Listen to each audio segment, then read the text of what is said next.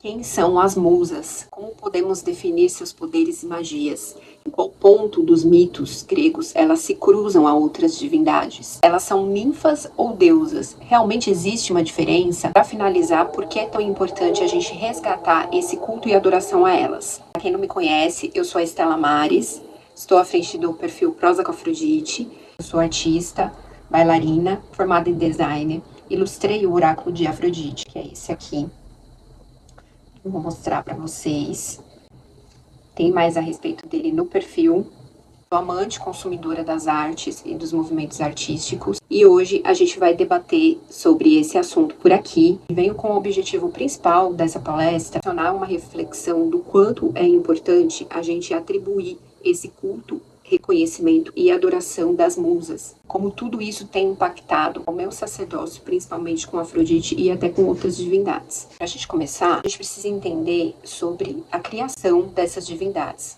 Qual é a cosmologia por trás delas? Antes de existir a escrita que preservava a memória, era a palavra cantada que sustentava o mundo. Não apenas na Grécia arcaica, mas muito antes, em tantas outras culturas antigas, consideravam que o canto possuía um poder criador e restaurador. Ao entoar as palavras de maneiras sagradas, fazia-se o mundo retornar à sua matriz primordial, renascendo com a mesma perfeição, vigor e abundância do princípio da criação. Os antigos contos cosmogônicos não eram vistos como simples narrativas, eram atos de poder. Acreditava-se que um doente, ao ouvir essas recitações, podia ser reconectado às fontes originárias da vida, e assim restaurar sua saúde. A palavra pronunciada ritualmente possuía eficácia própria. Ela transformava, curava, ordenava e renovava a realidade. Por isso, reis, rainhas, sacerdotes e sacerdotisas frequentemente expressavam suas preces, decretos, poemas por meio do canto. A voz ritualizada não era apenas um veículo de comunicação, e sempre foi um instrumento de manifestação. E a partir daqui, desse entendimento, a gente consegue ter um prisma do que se resume o poder e a magia das musas, e não reside somente na inspiração artística ou na eloquência, mas na dimensão ontopoética da palavra, a capacidade de fazer o ser emergir ou ocultá-lo pelo canto. Na mitologia grega, essa concepção permanece viva, especialmente em Hesíodo, na Teogonia. Antes de narrar a origem dos deuses, o poeta invoca as musas, pois é delas que recebe o conhecimento verdadeiro. São elas que revelam aquilo que está oculto aos mortais. Não é por acaso que os cosmos, os deuses, a natureza e a própria condição humana surgem para o poeta através do canto delas. Pela voz das musas, o invisível se torna visível, o caos recebe forma, a memória vence o esquecimento e a realidade é continuamente recriada e compreendida pela força da palavra sagrada. Essas deusas gregas da arte e da inspiração possuem relevância até os dias de hoje. Eles nos vinculam com importantes arquétipos que ainda podem ser vivenciados por pessoas criativas, que procuram no íntimo de sua própria alma a fonte de inspiração. Não somente isso, mas nós vivemos hoje em um mundo que está emburrecendo aos poucos. Mesmo as pessoas tendo acesso muito mais rápido à comunicação e à informação, a alienação cresceu tanto quanto. A propagação de fatos tirados dos quintos, menos das fontes, é um tal de copia e cola, como se chegássemos mesmo no limbo da reinvenção e até mesmo da criação. Dito tudo isso até aqui, eu quero deixar uma reflexão do porquê é tão importante a gente investir e consumir cultura, de maneira geral, assim como os movimentos artísticos, através do conteúdo que eu vou trazer hoje. Se pegarmos historicamente a criação das musas, encontramos muitas versões retratadas entre filósofos e historiadores. A que eu trarei é a que mais faz sentido para mim. Minervos, um poeta grego do século VI a.C., afirma no prefácio que as musas mais velhas são filhas de Urano, céu, e Gaia, terra, e que existem outras mais jovens, filhas de Zeus e a titã Mnemosine, deusa da memória. A princípio, as musas eram compostas por uma tríade retratada como as anciãs, Titanides. Monte Helicon eram conhecidas originalmente como Melede, Mia e Eido. Sardar deu origem ao restante do cortejo conforme sua teogonia foi sendo debatida ao longo dos anos. Fazendo uma linha de raciocínio com o que eu falei lá no começo do vídeo, o nascimento das musas marca a segunda parte da teogonia de Hesíodo, enquanto a primeira parte foca na relação entre a linguagem e o ser, mostrando que o canto revela aquilo que se manifesta no inconsciente e se opõe ao esquecimento. aproximando-nos da verdade, personificando o poder da palavra que torna o invisível um presente. Pinturas de vasos da Grécia Antiga, as musas eram representadas como belas jovens de rostos sorridentes, vestimentas leves e fluídas, com capas, cabelos longos e soltos, remetendo a essa liberdade expressiva e, portanto, diversos instrumentos musicais. Em obras de artes posteriores, cada uma das musas recebe um atributo próprio que ressalta a magia e seu poder. São elas Clio, a que confere a fama, era a musa da história, sendo seus símbolos o clarim heróico, e a clepsidra costumava ser apresentada com um pergaminho entreaberto ou um baú de livros. Euterpe, a que dá o júbilo, presidia a poesia lírica, tendo por símbolo a flauta. Thalia, a festiva, era a musa da comédia e vestia a máscara cômica e ramos de Hera. É mostrada por vezes portando um cajado de pastor. Guardem bem esse nome porque eu vou falar dela mais adiante. Melpone, a cantora, era a musa da tragédia, usava máscara trágica e folhas de videira, empunhava a maçã de Hércules e era o oposto de Thalia. Terpsícore, a que adora dançar, era a musa da poesia lírica e da dança. Ela também regia o canto e o coral e portava a cítara ou lira. Érato, a que desperta o desejo, era a musa do verso erótico ou da poesia amorosa. Também guardem esse nome. Polímnia, muitos hinos, era a musa dos hinos sagrados e, mais tarde, da arte mímica e narração históricas. É matrona dos trovadores e costumava ser apresentada com um véu, numa atitude de meditação, com um dedo na boca. A Urânia, a celeste, símbolos, um globo celeste e um compasso. Por último, a mais velha de todas, considerada a primeira musa, Calíope. Eu confesso que eu tenho um apreço especial por essa musa. Para quem não sabe, ela inclusive foi citada em uma série da Netflix chamada Sandman. No último episódio da primeira temporada, e depois da segunda temporada, ela é retratada em alguns outros episódios junto a outras divindades do panteão. Vale a pena assistir. Usa da poesia épica e eloquência. Seus símbolos eram a tabuleta, uma placa de madeira, o metal e o buril, uma ferramenta manual composta por uma haste de aço, temperado com uma ponta cortante, que é bastante utilizada por artesãos, joalheiros e artistas para gravar, entalhar, esculpir ou incrustar metais, madeira e couro. Calíope também foi citada pelo Camões em Os Lusíadas, onde o poeta pede para a musa ajuda para descrever uma cidade de Portugal. Mas realmente existe uma diferença entre a poesia lírica, poesia cômica, trágica, enfim, a erótica? Existe sim, tá? E um dos maiores autores que perambulou maestramente por todas elas foi o William Shakespeare, em seus contos, poemas, peças teatrais. Podemos considerá-lo o filho mais fraco das musas, com toda certeza. Por falar em filhos, ainda que elas sejam retratadas como deusas virginais, algumas tiveram relações com outras divindades, e dessas relações tiveram os primogênitos.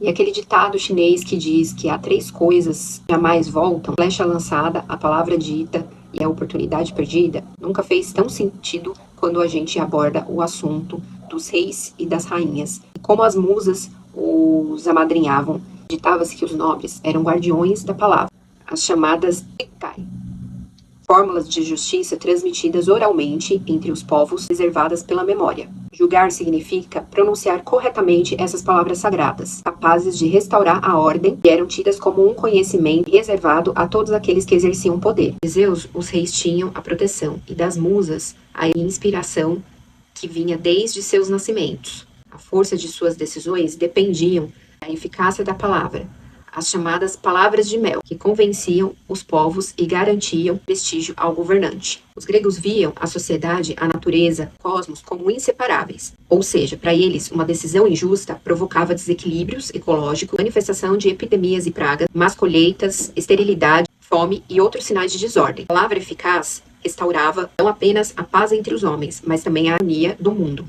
Essa função aproxima o rei do poeta, pois ambos atuavam por meio da palavra inspirada. Preserva a memória, transmite a verdade, transforma a realidade. A bela voz era valorizada não só por sua sonoridade, mas por expressar uma palavra inspirada pelos deuses, fortalecendo assim a comunidade e conectando assim os homens às forças divinas que sustentavam a sua existência. A teoria é uma coisa, agora na prática, aí a coisa já muda um pouco de figura.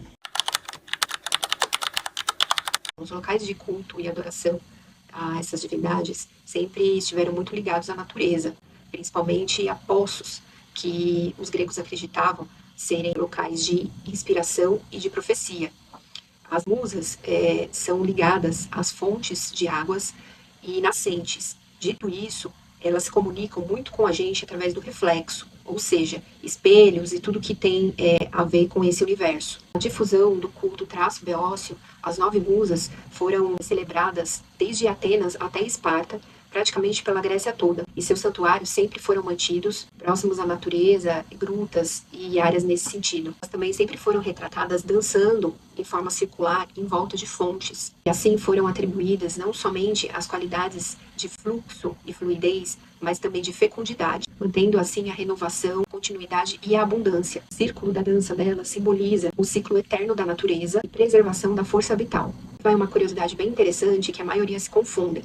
As musas, elas são ninfas? Existe realmente uma diferença entre ambas dentro da mitologia? Bom, a resposta é sim, tá? Existe essa diferença. As ninfas são divindades femininas ligadas à natureza, assim como aos seus elementos, lugares ou objetos naturais. Também são consideradas mensageiras dos deuses, talvez por isso que exista essa certa confusão, e possuem ligação com a fecundidade. Habitam campos, florestas, mares, sempre representadas como fadas sem asas, belas e jovens. As ninfas não são imortais. Possuem o poder de proteger, zelar, inspirar, profetizar, conduzir preces, além de promover a alegria e prazer. Ninfas, inclusive, atribuíam qualidades a algumas divindades, tanto femininas como masculinas. Melíades, nascidas do Freixo e filhas de Urano, conhecidas por seu espírito guerreiro. Geralmente elas são separadas em grupos, tá? Eu fiz uma live, inclusive no Prosa, já tem um tempo até, falando mais sobre essa questão, tá? São elas as epigeias, ligadas à terra e ao cultivos, prônomides, ligadas aos campos cultivados, as raelíades, ligadas às águas doces e salgadas, as urânias, ligadas ao céu, as térias, aos astros e estrelas, e as hidríades, as águas doces, entre outras. Agora a gente chega no que eu diria o clímax de tudo. Nos mitos, a gente as encontra participando de várias competições. E entre essas competições, em algumas elas foram desafiadas. Foi o que aconteceu com Tâmeris, o lendário poeta da Trácia, que ousou superar as musas em uma disputa de canto. Alguém avisa? Ele só foi simplesmente negado a cantar e exercer o que mais amava e cegado também. Com as sereias, que aqui vale pontuar uma questão importante, a gente está falando das Sirens, tá? Que são aqueles seres com asas que mais parecem pássaros e não metade peixes. E também se aventuraram em competir com as musas, foram privadas das penas de suas asas, indo como ornamento da coroa dessas deusas. Tanto que em algumas retratações a gente consegue observar elas com coroas de penas e flores. Mas é linda, deixa pra câmera. Tchau, gente! Mas continuando aqui, para finalizar, ainda tiveram as 9 filhas de Piero, que eram até ali confundidas com as musas, tá? Mas são pessoas distintas. Usaram rivalizar com as deusas e foram metaforseadas em pássaros. Para fechar aqui com chave de ouro essa tríade amaldiçoada. Aí agora, para falar a respeito e entrar nesse assunto, eu vou usar aqui a minha cola, tá? Geralmente as libações que a gente faz para as musas são feitas com água, leite ou mel, tá? Uma oferenda muito bem apreciada por elas é a guirlanda feita de flores, tá? Eu vou falar quais flores geralmente eu gosto de ofertar para cada uma. E penas. As cores das velas que eu gosto de acender para as musas é a urânia, que é da astronomia, geralmente eu oferto um azul celeste, tá? E de flor, a estrela de Belém, com flores azuis. Para Calíope, que é a da poesia épica e da eloquência, geralmente eu oferto uma vela dourada e louro. A Clio, que é da história, vela verde ou tons de terra, louro e girassóis. A Hera, que é da poesia erótica e amorosa, velas vermelhas ou cor-de-rosa. Oferto também rosas ou murta, que eram símbolos dela. A Melpone, que é da tragédia, geralmente eu oferto vela preta, púrpura, escura ou carmesim. E violetas de flores. A Talha da comédia, geralmente é um verde vibrante ou amarelo. E a planta que representa ela é a Hera. A Terpscore, da dança, oferto velas brancas e margaridas. A Euterpe da música, lilás e alecrim. para fechar a polínia da poesia sagrada e meditação, vela branca ou prata e lírios brancos ou jasmim. Incensos, eu gosto muito do estouraque, eu já falei sobre ele na palestra das feitiçarias de Afrodite, que eu dei em janeiro, e também de Benjoim. Coisa que eu quero pontuar aqui, que eu acho muito importante, vale lembrar que um poema bem feito, uma canção, até mesmo uma dança com véu, elas conectam muito com esse elemento. Tudo, uma obra artística, eu que geralmente gosto de pintar, desenhar, esculpir, enfim, são considerados muito mais pelas musas presentes valiosos do que qualquer bem material ou objeto. O símbolo bastante ligado às musas é a névoa, tá? Geralmente quando cai aquela neblina, a gente costuma dizer que elas estão dançando. O cetro também é um instrumento associado a elas e de poder que proporcionava até momentos proféticos a quem o empunhava. Na antiguidade, os poetas frequentemente começavam as suas adorações e devoções às musas dizendo a seguinte frase: canta, ó musa. E aí eles pediam o que queriam ou invocá-las. Esse pedido não era apenas simbólico. A inspiração realmente se fazia presente por elas. Deixei o melhor para o final. Bom, se você cultua Dionísio, Apolo, Hermes, Afrodite, é primordial que tenha esse reconhecimento às musas. Não precisa necessariamente estabelecer um culto ou uma adoração a elas, tá? Mas é importante saber que elas cruzam essas divindades, principalmente em vários mitos e ocasiões, fazendo parte até mesmo de seus cortejos. E é exatamente agora esse assunto que eu vou abordar para a gente já começar a finalizar essa palestra. Com Apolo, elas compunham, né, o seu séquito, mas muito antes das 9 musas serem retratadas junto a essa divindade, ele tinha um cortejo de 3 musas que representavam as 3 cordas da lira. E elas eram chamadas de Apolonides, doadas e reconhecidas em Delfos e Sicião, localidades nos tempos dessa divindade. Bete, Mice e Hípater personificavam as 3 cordas da lira, grave, média e aguda. Instrumento presenteado de Hermes a Apolo, que inclusive a confeccionou usando o casco de tartaruga. Para quem não sabe, Hermes é o deus das palavras, possuindo aí uma ligação natural com as musas, consideradas amas de Ártemis e Apolo, e sempre estavam presentes nas celebrações, festivais, concursos, casamentos e até funerais. Elas também aparecem nos mitos de Orfeu, filho de Calíope, e do deus Dionísio. Segundo Diodoro Sículo, as musas acompanham Dionísio em suas viagens, encantando o deus com seus cantos, danças e talentos, enquanto os sátiros, com seus instrumentos musicais, contribuem para tornar a jornada prazerosa e alegre. As musas também são responsáveis pela constelação de Sagitário, pois vocês deem uma procurada no mito As Musas e Crotos, e por ensinarem enigmas à Esfinge. Finalmente, o que talvez, para mim, é o cortejo mais incrível nos mitos, que é quando as musas encontram as Cáritas. São filhas da ninfa Eurynome e de Zeus, compostas por uma tríade, e segundo antigos poetas, seus olhares emanam cor que afrouxa os membros e torna irresistível o olhar. Elas personificam o encanto que não domina pela força, mas sim pela atração. E o outro acompanhante delas é o deus Hímeros, personificação do desejo, irmão gêmeo de Eros, um erote e integrante do séquito de Afrodite. Essa comunhão nos revela que o poder real das musas está muito além da persuasão. A persuasão pertence a Peitó. Abordei bastante a respeito também na palestra sobre as feitiçarias de Afrodite. As musas cabem à sedução. Elas encantam pela beleza, pela harmonia, pelo apelo sensível, idade de despertar o desejo, quem as escuta. A voz das musas se torna irresistível, amável, porque atravessa pela força de Eros, envolvendo os ouvintes em uma experiência de fascínio e encantamento. Não por acaso, uma das musas se chama Erato. Lembra que eu falei lá atrás para gravarem bem esse nome? Ela é aquela que inspira a poesia erótica e de amor. Seu nome expressa a dimensão amorosa presente na criação artística, enquanto seus coros são descritos como reluzentes e luminosos, evocando o brilho da vida plena, da beleza e vitalidade. Segundo a pesquisadora Clémence Ronnuns, não sei se é assim que pronuncia, que o nome dela é em francês, tá? Os gregos reconheciam 3 formas fundamentais de poder: a violência, a persuasão, a sedução. A violência impõe, persuasão convence e a sedução atrai espontaneamente. Somente a última que pertence às graças ou caritas. Por sua íntima associação às musas, também caracteriza a ação delas. Em grego, festa é thalia. Caramba! Outro nome que eu falei para vocês gravarem. A palavra significa originalmente viço, florescimento e abundância. O nome pertence tanto às graças quanto a uma das musas, revelando a íntima e profunda ligação entre ambas. Festa representa a exuberância da vida.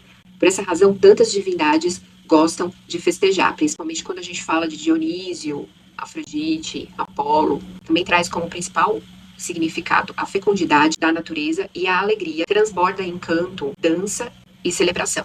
Assim, não somente o canto das musas transmite conhecimento ou inspira poesia. Ele desperta o desejo, fascina, envolve e transforma. Sua arte é uma manifestação da beleza em movimento, na qual Eros, Hímeros e as Cáritas atuam em conjunto dessas deusas para fazer da música, da palavra e da dança a força criadora capaz de fecundar a alma humana.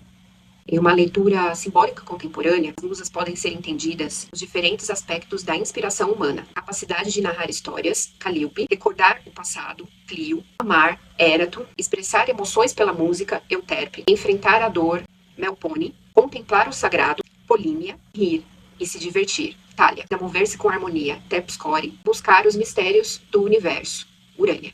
Investir e consumir cultura, de modo geral, assim como as artes, é importante porque elas não são apenas formas de entretenimento. O cinema, o teatro, a dança, são meios pelos quais a sociedade preserva sua memória. Através das artes clássicas que a gente consegue ter um prisma de entendimento do que era retratado na história, como uma civilização vivia, consumia, seus costumes, construindo assim uma identidade, desenvolvendo o pensamento crítico, ampliando a sensibilidade humana. Desde a antiguidade, como no contexto da mitologia grega, a arte e a palavra eram consideradas forças capazes de organizar a vida humana e dar sentido ao mundo. O Brasil é um dos países que mais possui diversidade cultural e, ao mesmo tempo, o que menos investe em cultura. Se comparados com os países do ranking dessa pesquisa, França, Suécia e Alemanha, os mesmos possuem os maiores PIBs mundiais investidos nesse setor. Sob uma perspectiva filosófica, investir em cultura é investir naquilo que nos torna verdadeiramente humanos. Espero de todo o meu coração que vocês tenham gostado. Espero também, como sacerdotisa, ter colaborado para o conhecimento e culto de vocês. Afinal de contas, esse é o maior princípio do caminho de sacerdócio. E, de verdade, do fundo do meu coração, invistam em tudo que eu falei aqui, vão a museus, prestigiem seus colegas e amigos, artistas, tá? Procurem consumir produtos de mulheres, melhor ainda, para esse dinheiro ele girar entre o meio, tá? E de todo o meu coração, mais uma vez, obrigado à feira, aos organizadores, a todo mundo que acompanha. E nos vemos pelo Prosa com Afrodite.